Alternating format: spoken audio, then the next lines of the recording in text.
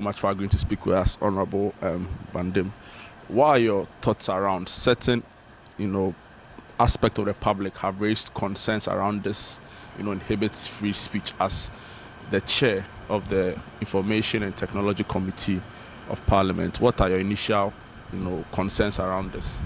Well, I think you are making reference to the review of the Cybersecurity Act, and I've also heard public comment following the social media space. I've heard a lot of people express concerns and all of that. I want to say that the bill has not yet gotten to Parliament yet. There is still some more stakeholder consultation that has to take place before it is eventually passed into law.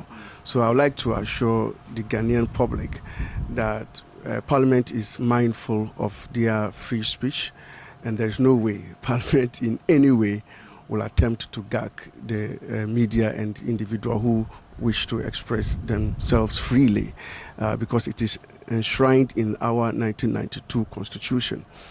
I just want to let the public know that there is a lot more consultation that is ongoing right now, and at the appropriate time, the Committee on Information and Communications would be schooled on the draft bills in the communication sector, and once we appreciate what is embedded in the bill, then we would be able to amend it the way that will suit the public interest before it is passed. Interesting. But as chairman of the Information and Communication Committee, are you worried or concerned that this bill did not come to you before it made its way into the public domain?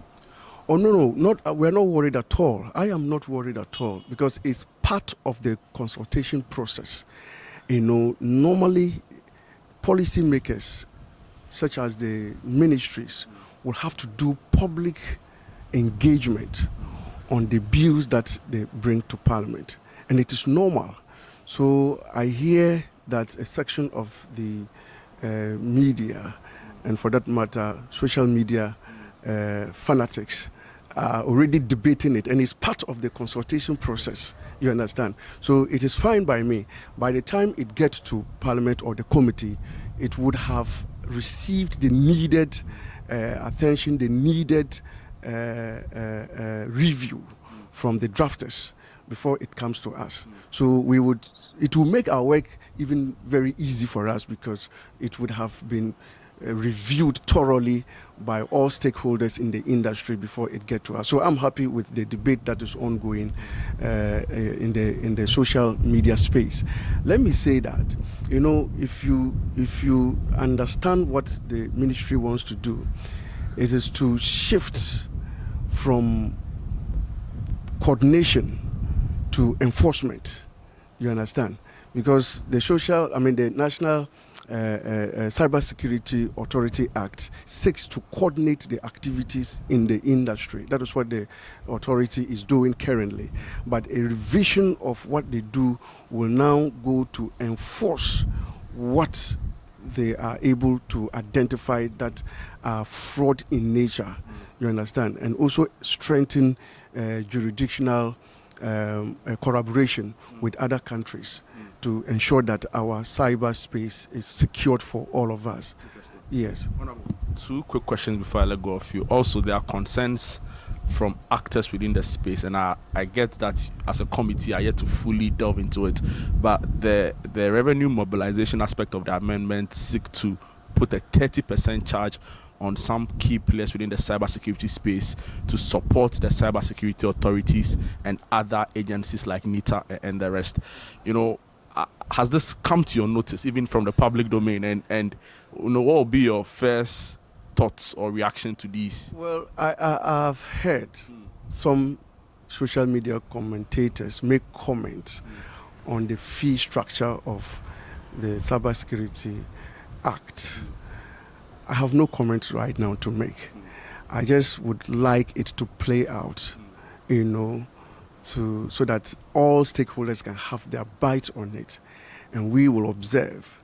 But I want to assure you that we will do the needful. We will ensure that public interest is paramount. That was going to be my last question on assurances, from your committee and the Parliament of Ghana to safeguard the utmost interest of, citizens at large. You've talked about it, but very briefly before you take leave of us. Yes, it is all about the public interest. Otherwise, we have no business even reviewing or venturing into it. But we want to ensure that we have a safe and protected society.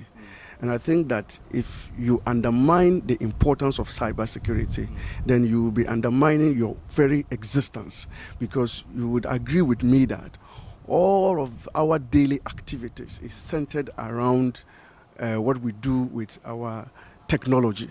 You understand? Talking about data protection, talking about our personal information, talking about hackers that will hack into the various sectors, looking at the banking system, the insurance system, looking at our military installations, looking at all the sectors, you understand, our aviation industry and all of that. All of these is done to ensure that the public is protected. And whatever will protect the public interest is what Parliament will act upon. So I can assure you on that. You have you on record saying that you protect the public interest in this? Definitely. Parliament is not here to make laws that would gag the people, that would not inured to the benefit of the people. We are here to enact laws that will govern and protect the ordinary citizen and make the society a better place to live. You understand? So if we don't do it with the mind that we have the public interest at heart, it will affect the very reason why we are doing some of these things. As a committee, if there's need to engage other actors within the cybersecurity space on these amendments, will you consider? Definitely, because look, if the ministry brings the bill to us, we will first want to know whether they have thoroughly done stakeholder consultation. If we are not satisfied with the stakeholder consultation, we will ask them to go back and do stakeholder consultation, because it's very, very important. Civil society organizations must have a take on this. You, the media, who are afraid that maybe your rights to do your work will be infringed upon, will have to be consulted.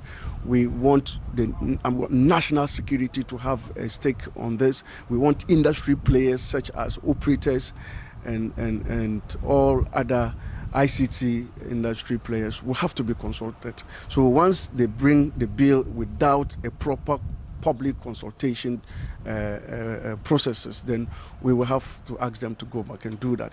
But as I indicated, I am sure the minister is mindful of this, having served on the committee for a very long time and now the Minister for Communications, and his passion to ensure that we succeed in that sector. I believe he will do the needful before it even gets to us. Robert, thank you so much for your time. Thank you.